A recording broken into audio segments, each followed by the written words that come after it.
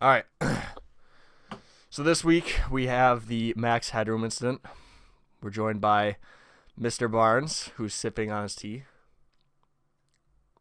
Yes. On November 22nd, 1987, at around 9 p.m. in Chicago, Illinois, Channel 9 was broadcasting their 9 o'clock news segment where sportscaster Dan Roan was covering highlights from the Chicago Bears vs. Detroit Lions game. Suddenly, at 9:14 p.m., viewers' screens turned black. A few seconds later, thousands of people watched as somebody wearing a Max Headroom mask appeared on their screen. The figure was bobbing back and forth, with the only sound being an eerie buzzing. 30 seconds later, the WGN broadcasting service was able to switch the channel frequency to another transmitter, and Dan Roan was back on the screen saying, quote, "Well, if you're wondering what's happened, so am I," end quote. Then went back to covering highlights. It's pretty spooky.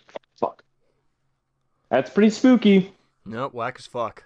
Immediately, studio engineers believed that the hijacking was an inside job and searched the inside of the building for the culprit, but found nothing. After more investigation, it turned out that the broadcast was pre-recorded at a separate location, but this clue would ultimately lead to nothing. While the man behind the mask was unknown, the mask was of Max Headroom. Max was created in 1985 as the first computer-generated TV host. The character would gain popularity and would be given an hour-long segment on ABC, a talk show, and an ad campaign for Coca-Cola. Unfortunately, he was canceled a few weeks before the hijacking due to a lack of viewers. But that night, the hijacker wasn't done. Almost 2 hours after the first hijacking, Channel 11 was airing an episode of Doctor Who. At 11:15, the broadcast was interrupted. This time, the broadcast instantly cuts to a person once again wearing a Max Headroom mask. This time, the footage has audio, but the voices are heavily distorted. Max was once again bobbing around and making gestures. Then the footage cuts to the man bending over, exposing his bare ass, and was being spanked by a woman in a maid's outfit with a fly swatter. Eventually, the studio was able to bring the Doctor Who episode back onto viewers' screens. In total, the second hijacking lasted 1 minute and 22 seconds. Yeah, that's fucking. It's still creepy, even though he's getting spanked in the ass.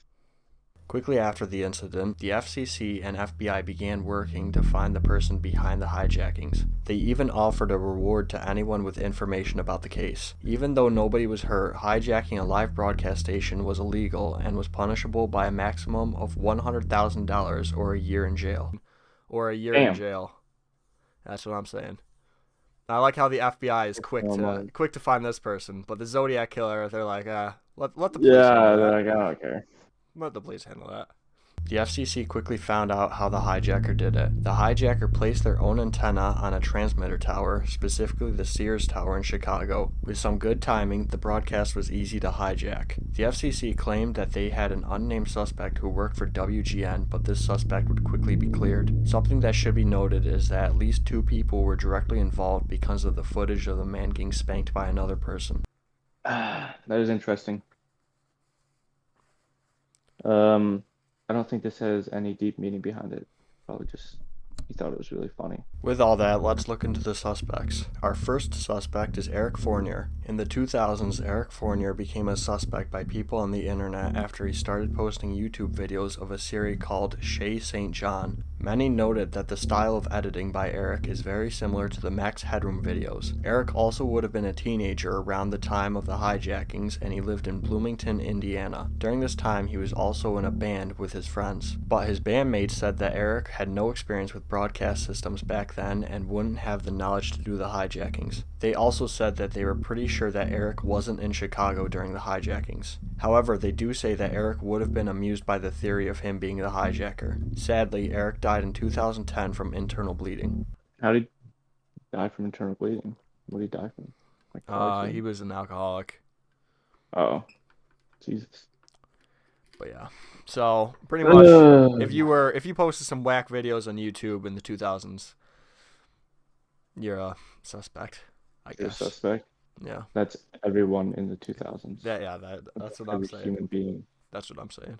Our second suspect is two brothers. In the 2000s, a Reddit user by the name bpoke made a post claiming that he knew who committed the hijackings. The user claims that when he was 13 years old, he was living in Chicago. He was interested in the internet, specifically internet hacking. This led to him becoming friends with two brothers, which he referred to as J and K. J was the younger brother. He was described as being socially awkward and strange, but knew a good deal about technology and broadcasting. K was the older brother. He was described as normal and worked for a telephone company. The two brothers lived together in K's apartment along with K's girlfriend M. This apartment was a few miles away from downtown Chicago. The Reddit user says that on the day of the hijackings, he was at K's apartment along with other hacking nerds. During this time, Jay was referring to something big that was going to happen later that day. The group then went to Pizza Hut where the user questioned the brothers further, and K leaned in close and said, quote, "Just watch channel 11 tonight," end quote. But after making this post on Reddit, the user met with some engineers and technicians from some Chicago broadcasting services who investigated the original hijackings. They told him that the equipment used to pull it off couldn't be accessed by the public, making it almost impossible for it to not be an inside job, meaning that J and K were most definitely not behind the hijacking. What do you mean not accessible to the public? You can get Like- anything you want. Like you couldn't go to a store and buy it. They think it's an inside job. But then the FCC also said that it was pretty easy to do it. So you have two different fucking things. I don't know. I'd go with the FCC on this one. Yeah. But it should also I mean, be I don't think it's... the especially technicians... back then. What were you going to say? The technicians who talked to the Reddit user said that they didn't look into J&K, like the actual people themselves. They just said, yeah, it wasn't them. Next suspect. That's it. Oh, that's it. Yeah, there's only two. they were the best two that I could find, and they weren't even suspect. I literally could have just went outside and pointed at two people, and they probably would have had more evidence against them. Wow. I don't know who it was in this one. This one we're gonna have to go over to the case breakers. And we'll have to get their opinion on it. Yeah, I don't know, dude. But the FBI knows and they won't tell us. I was just about to say the FBI knows who it is, but they're just not telling us out of spite. Because fuck us. While the government made this incident seem very serious, nobody was harmed during the hijackings and no serious monetary loss occurred due to them. While the government wanted to find this person to arrest them, most people are just curious as to who was behind the Max Headroom incident, but without any concrete proof, it's likely that this will just remain a mystery.